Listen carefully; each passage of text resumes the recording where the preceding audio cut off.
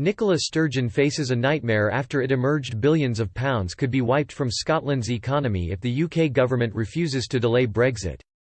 A new report has found there could be major costs to Scotland's economy from Brexit for years to come and, without extending the Brexit transition period or a free trade deal being agreed, agriculture, fisheries and manufacturing could all be hit hard.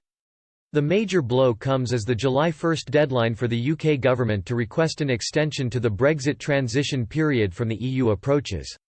Scottish First Minister Ms Sturgeon has already urged the UK government to think again over its refusal to extend the transition period beyond the end of this year.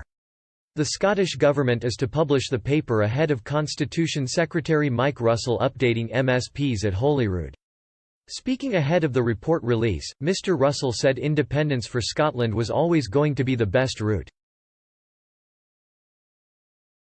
He said, given the huge economic hit caused by coronavirus, it would be an act of extraordinary recklessness for the UK government to refuse to seek an extension.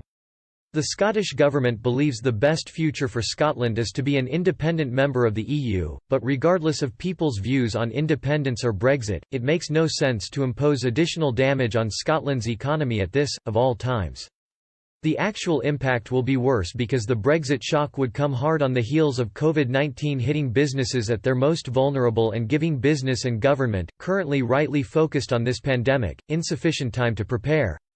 Meanwhile, Scottish Liberal Democrat leader Willie Rennie urged the leaders of Holyrood's other parties to sign a joint letter to Boris Johnson's government requesting an extension of the transition period. Mr Rennie said, extending the transition period is the only sensible option.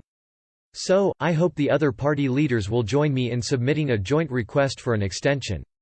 The Scottish economy has already been hit hard during the coronavirus pandemic as millions of Scots feel the economic bite as shops and businesses were shut down to fight the invisible killer disease.